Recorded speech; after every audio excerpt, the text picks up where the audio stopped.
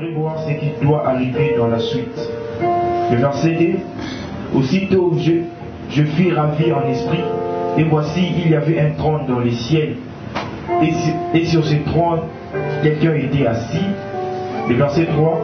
Celui qui était assis avait l'aspect d'une pierre de jaspe et de sardoine. Et le trône était environné d'un arc-en-ciel semblable à l'émeraude. Le verset 4. Autour du trône, j'ai vu 24 trônes, et sur ces trônes, 24 vieillards assis, revêtus de vêtements blancs, et sur leur tête des couronnes d'or. Verset 5. Du trône sortent des éclairs, des voix et des tonnerres.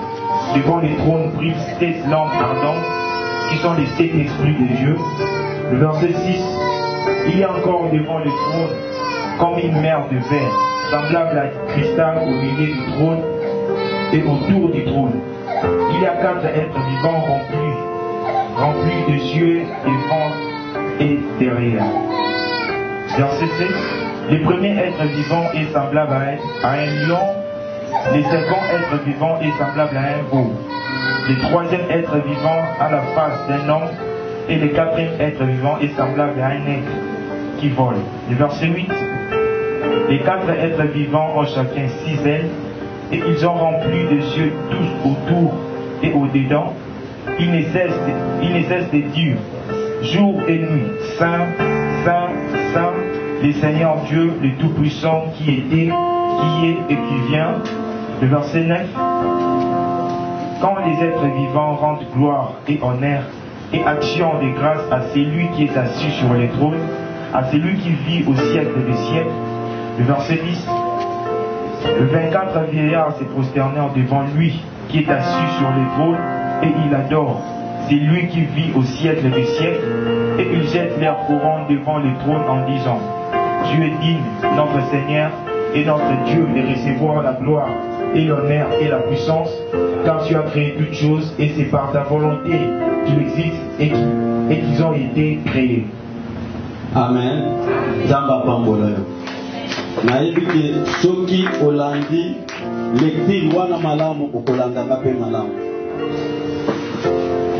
Nzamba azotalisa nini oyo yo adoraka bisika ye afandi. Après avoir kokela pour établir mutu na se ya moi Yesu akendeke ofanda bisika eleki likolo. Makomi ezolakisa banshelo basherafine batuyakala baoyo bafandi na ye likolo bazali kogungamela ye, bazobimisa baekoti na bango, bazobwaka na se ya makolo na ye mpona koadore ye. Nzambe oyo dimeli devoir adoraka ye mpo oyebi ye malamu te. Mais soki yo comprendre mutu yo zo adore, okoki te kokota na kati na pasi, okoki te kokota na kati na etonga na pasi ozongi na yango. Soki yo adore ye malamu, okoki même ata oza maladi, ata basambeli mpona yo te, mais une fois que yo adore ye, maladi esili. Okoki même kozala okangamaki na kati na boloko, une fois que yo oza na kati ya kotombola ye, boloko wana babimisi yo. Bible ezoloba mwana na mpande ye wana fandaki, oyo akufa, oyo asekwa, oyo azali na bomoi, nde oyo bazali kokungamela likolo. Seke adoration eleki nyonso, meme kote ya nalole kozala te, meme makambo mosusu nalole kozala te. Seke nalola tokokoma kaka kokumisa ye po abongi na lokumu. Seke nalola makambo kote ye kosila po tokozala liboso ya mobali ya libala. Soki mwasi azali liboso ya mobali oya alingi ye, seke ezaka esengo ya motema na ye, akoki kolala nzala te, akoki kokanisa te po akotane na mobali oyo azalaki koluka kala.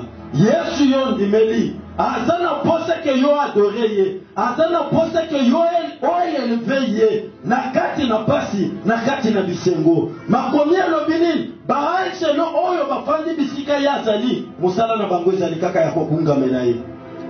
Pona kuadore Nzambe ezosenga teke ozala kaka na bisengo, ezosenga teke ozala kaka na pasi te. Mutu nyonso oyo Nzambe akeli aza obligé ya kuadore Nzambe. Ata oza na pasi, ata oli ata olali te, ata oza na place à kofutela te, ata ozali na place à kotia mutu te, mais nzambe azosenga yo o adore ye. Des fois na kati na adoration, oyo okoki ko adore nzambe, nzambe akokita po apesa yo ndako, nzambe akokita po apesa yo libala, nzambe akokita po apesa yo mutuka. Po mutu nyonso oyo nzambe akeli, esengeli azala reconnaissant ya bolamu nzambe asali na kati na vie na ye. Ko adore nzambe, eza ko adore ye te pona oyo asaleli yo te, eza ko adore nzambe pona bozalisami kaka na yo, ezosenga ke yo adore ye. C'est que mutu nyonso aza na tia mokili, ezala mukolo, ezala mwana, aza obligé ya ko adore nzambe na ye. Posoki nzambe akela yo ata ndeke, akela yo ata furumi, nini yo kokaki kosala ye na akeli yo mutu. Posoki nzambe akela yo ata mbisi, ata taba, mbele defo bakokaki basi balie yo, me nzambe akeli yo mutu. Nyongo oyo oza nango, mikolo nyonso ya bomoi na yo ezali ya koadore nzambe, kotombola ye na motema na yo mobimba, koeleve ye bisika nyonso yo koki kozala, ata ozali na pasi, ata ozali na minyoko, ata ozali na lolenge nini ozali kobika, mais loyembo ya monoko na yo ezosenga o adore nzambe na yo. Ozo adore nzambe oyo akeli mokili, oyo akeli lola, akeli oyo nyonso ezali komonana, nde nzambe oyo esengeli o adore ye. Makomi ezotalisa biso na Apocalypse, mosala oyo 24 vieillards oyo bazosala na kati na lolo, mosala mosusu ezali te. Nayebi te soki baliaka, nayebi te soki bamelaka, nayebi te soki bachanjaka meme bilamba, nayebi te meme soki balalaka. Oh, Bible ezoloba nini? Bazofandi liboso ya mokonzi kaka mpona koadore ye. Adoration eza ya mutu ya na kati na vie ya mutu. Adoration ezali très important na kati na vie ya mutu. Mutu oyo azo adore nzambe te, seka ayebi ye te. Mutu oyo azobimisa maloba kitoko te liboso ya nzambe na ye, seka ayebi ye te. Tokanaka te na kopesa yo mai ndenge nini. Oh, Yesu azo expliquer ye bien. Moi azo comprendre que oyo eza Yesu, Yesu azo yebisa ye. Soki oyebaka mutu meme yo ozosolola na ye, esengelaki osenga mai ya bomoi.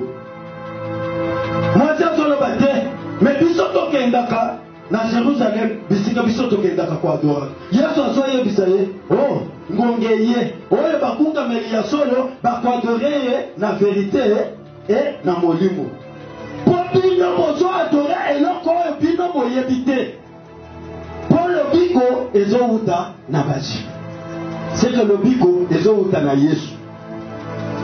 Longwana ko adore biloko mususu, longwana ko kumisa biloko mususu, même bato oyo bapesaka bato bakombo ebele po bapesa bangombongo bazalaka na sa malédiction. Omoni mutu aleki mopao oyo nde mokonzi yo osalaka bimisi mbongo na ya pesi yo, ozongi deja malédiction. Po Bible ezoloba nini? Okoki kokumisa mutu te na moyen ya intérêt po apesa yo, eza deja lisumu. Po yo bandi koeleve kombo ya mutu po na intérêt na yo, yebaki osumuki deja, oza na sa malédiction.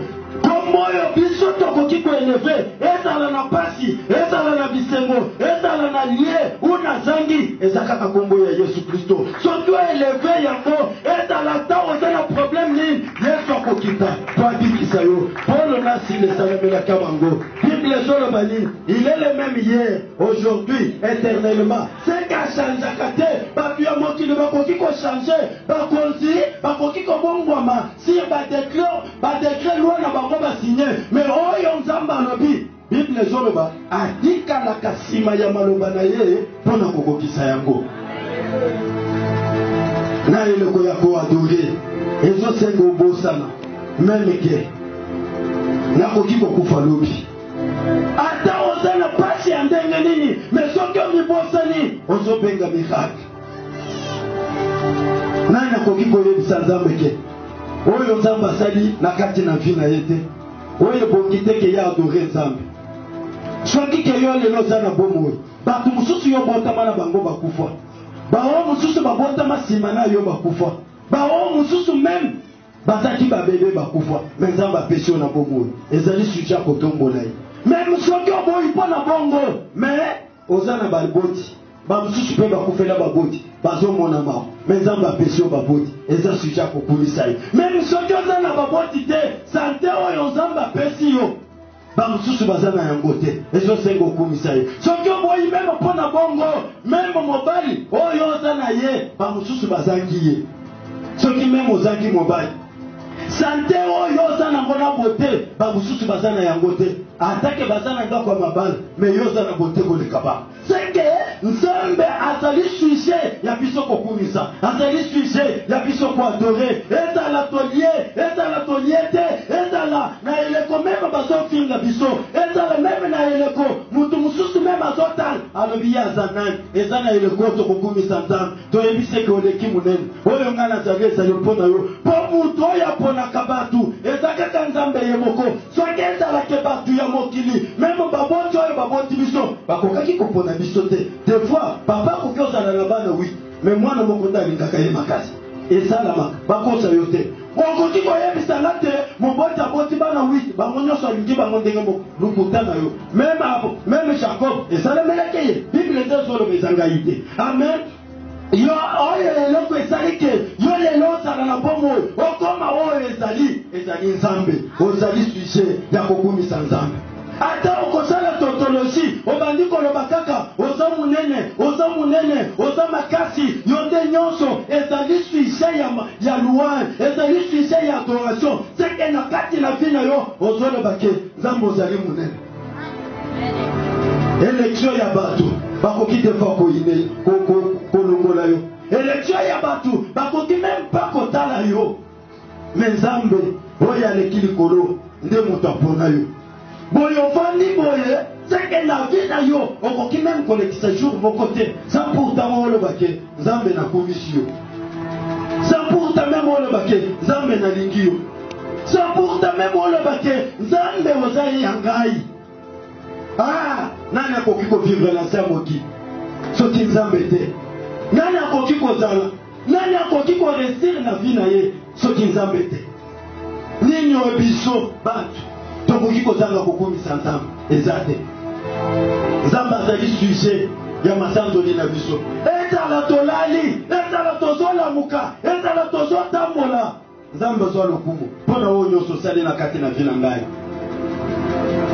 bazotangela biso Apocalypse 22 verset 8 à 9.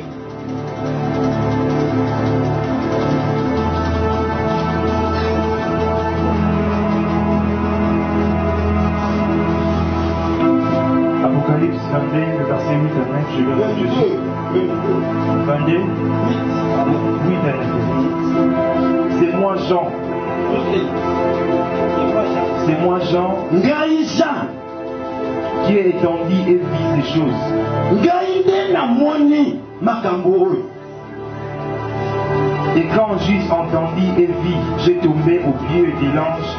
Ngai natalaki e namonaki nakwei na makolo ya ange oyo qui me l'a montré pour l'adorer. Oyo amonaki ngai mpo ngai nasala nini nadore ye. Mais il me dit, oh azoyebisa ngai garde-toi de le faire. Telema ndeko kosalela ngai yango te. Je suis ton compagnon de service. Ngai nazali mwana ya musala lokola yo. Et celui de tes frères les prophètes. Ya bandeko na yo oyo basakolaka. Et de ceux qui gardent les paroles de ces livres. Ba oyo bazali kobatela maloba mibeko oyo ya mukanda oyo. Adore Dieu.